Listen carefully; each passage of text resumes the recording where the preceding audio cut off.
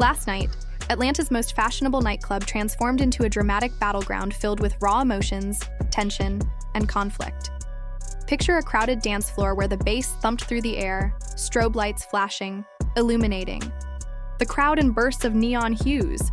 Drinks flowed freely, and the city's trendiest mingled, all caught up in the high-energy atmosphere. Amidst this lively chaos, Kirk Frost and young Jock made their entrance, looking sharp but clearly with more on their minds than just a good time. Unbeknownst to the revelers, their focus was on Lil Scrappy, a man whose magnetic presence usually lit up any room. The tension started to build slowly. Subtle glances, brief exchanges, a simmering storm beneath the surface. And then it erupted. The mood shifted from festive to stunned in an instant. Words escalated, and before long, the center of the dance floor became the epicenter of a spectacle no one could ignore. Some guests scrambled to capture the unfolding drama on their phones, while others were frozen, too stunned to react. It wasn't just a heated argument. It was a full-on confrontation that left the entire club buzzing. What prompted Kirk and Jock to approach Scrappy so boldly? How intense did it get before security finally intervened, despite the night still? Being young, the energy in the nightclub had already reached its peak. It was the kind of night that would be talked about for weeks. The music was blasting, the lights were flashing, and the crowd seemed to grow even more electrified with every passing moment. The line outside stretched around the block, drawing in the city's most fashionable and influential faces. If you were someone important, this was the place to be. Inside, the dance floor was alive with movement as bodies swayed to the DJ's set. Strobe lights flickered in time with the heavy bass, offering brief glimpses of faces lost in the music. Groups of people gathered near the bar, shouting over the noise, cocktail glasses in hand. It seemed like everyone was enjoying themselves, but up in the VIP section, a different energy was brewing. One that wasn't about fun and celebration. Kirk Frost and young Jock sat in their reserved booth surrounded by their entourages. Both men looked sharp, dressed in designer jackets and accessories that subtly screamed success. At first glance, they appeared to be relaxed, laughing, chatting, sipping on expensive drinks. But anyone watching closely would have noticed something was off. Kirk's smile didn't reach his eyes, and Jock's laugh came a moment too late. There was a tension between them that wasn't present during their usual high-profile nights. Out. Most around them either didn't notice or simply ignored it, too caught up in the perks of being close to two of the city's most recognizable figures. Across the room, Lil Scrappy held court in another VIP booth, surrounded by his own crowd, seemingly oblivious to the brewing storm. While Kirk and Jock appeared deep in thought, Scrappy was the epitome of charisma. He effortlessly stood out in the crowd, his booming laugh cutting through the music, his body moving with the rhythm, and his infectious smile lighting up the room. Surrounded by a close-knit group of friends, he was clearly in his element, enjoying every moment. Drinks were raised in quick succession, and several people stopped by to show their respect. Scrappy had long been known for his magnetic personality, the kind that turned ordinary nights into unforgettable experiences. Tonight, however, seemed no different. Though behind the scenes, the atmosphere was far from carefree. Kirk and Jock exchanged a series of looks toward Scrappy's booth. At first, it wasn't obvious, just a glance here, a whispered word there. But as time passed, the subtle signs began to build. Kirk leaned closer to Jock, speaking rapidly as the music blared on. Jock's face darkened for a moment before he nodded, his eyes fixed on Scrappy. Whatever they were discussing was clearly more than casual chatter. The tension began to spread outward. A waitress delivering drinks to their booth paused when she sensed the change, her eyes flicking from Kirk's tense jaw to Jock's narrowed gaze. Without a word, she placed the tray down and quickly moved away. Meanwhile, the energy at Scrappy's table remained high. He was in his element, taking a break from his group to head toward the dance floor, clinking glasses with familiar faces along the way. If he was aware of the scrutiny from across the club, he didn't show it. Jock watched him move, his jaw tightening. Leaning closer to Kirk, he said, "You see what I'm seeing?" His voice was just loud enough to be heard over the bass. Kirk didn't respond right away, his attention fixed on Scrappy's every move, After a moment, he nodded. "Yeah," he replied, his tone calm. "I see it. There was a history between the three men, one that wasn't visible to most of the crowd. They had all moved in the same circles for years, attending the same events and crossing paths at various stages. While their public interactions had often seemed friendly enough, those close to them knew about the underlying tension.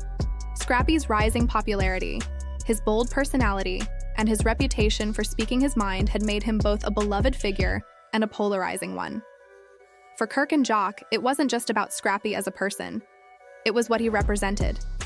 His carefree attitude and increasing popularity were seen as a threat by some, especially when it appeared to be at the expense of others in the same social circle. The DJ shifted to a new track, and the dance floor erupted. The lights flashed faster, the crowd surged together, and the night's energy reached another peak. Kirk and Jock stood up from their booth, their movements deliberate. Without a word to their entourage, they began to weave through the crowd, making their way straight towards Scrappy. Meanwhile, Scrappy was fully immersed in the music, on the edge of the dance floor, gesturing to a few fans along the way. As Scrappy raised his glass in acknowledgement of someone calling his name, he didn't notice Kirk and Jock approaching, but those around him certainly did. A small group of people turned to watch as the two men confidently moved toward him, their deliberate steps sharply contrasting with the chaotic energy of the dancers nearby. By the time Scrappy looked up, it was too late to avoid them. Kirk halted a few feet away, hands in his pockets, while Jock took a step closer, and the atmosphere shifted dramatically. The music seemed to fade into the background as an uncomfortable silence enveloped their immediate space. Scrappy lowered his drink slightly, his smile fading, and his posture straightened as he assessed the situation. "What's going on, fellas?" Scrappy asked, his tone casual yet guarded. His crew, still seated in the booth, shifted uncomfortably. A few of them stood, locking eyes with Kirk and Jock, sensing the unspoken tension between the two groups. The surrounding crowd leaned in, aware that something was about to unfold. Kirk didn't respond right away. Instead, he studied Scrappy, his expression unreadable. Finally, he spoke, his voice low and calm. "You've been running your mouth," he said. "Stirring up drama. You know what I'm talking about." Scrappy raised an eyebrow, tightening his grip on his drink. "I don't know what you mean," he replied, but his voice lacked the usual confidence. His gaze flickered back to his booth, where his crew was now alert, murmuring quietly, but not yet making a move. The situation was Scrappy's to handle, and he knew it. Turning back to Kirk and Jock, he straightened his stance. "If you've got something to say it." Jock moved forward, closing the space between them. His body language remained calm, but the tension in his eyes was unmistakable.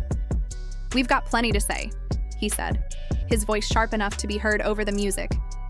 "And if you're smart, you'll listen." Scrappy didn't back down. "Oh yeah? Like what?" he challenged, his tone laced with defiance. His free hand balled into a fist at his side, and for the first time, he appeared ready to stand his ground. He took a small step forward, now nearly face-to-face with Jock. The crowd around them shifted uneasily, some stepping back, others edging closer, drawn in by the rising conflict. The nightclub, which had once been filled with music and laughter, had transformed into a charged space, centered around the three men. Everyone within earshot held their breath, eyes darting between the men.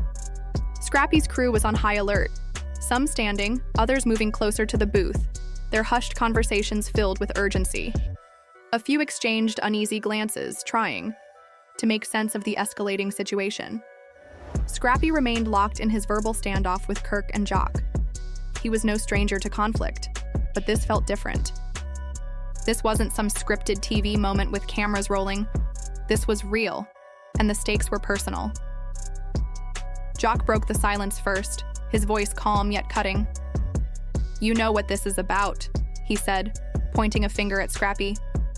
"You've been talking out of line, spreading lies. You think you can say whatever you want and not face the consequences?" Scrappy lifted his chin, his eyes narrowing. "If I've got something to say, I'll say it," he shot back. "But don't come at me with these weak accusations unless you've got proof." Kirk took a step forward, his expression colder than ever. "We've got more than just words, Scrappy," he said. "We've got receipts. You want to deny what you've been saying behind our backs? Fine, but we both know the truth." He pulled out his phone, swiping it open before holding it up for Scrappy to see. The glare of the screen reflected off Scrappy's face, and though he couldn't make out the details, the weight of the gesture spoke volumes. Scrappy's jaw tightened. "So now you're going to show me some out-of-context messages? That's your proof?" "Man, miss me with that nonsense," he said, waving a dismissive hand. Yet, for the first time, his voice lacked the usual bravado. A slight crack in his confidence was beginning to show.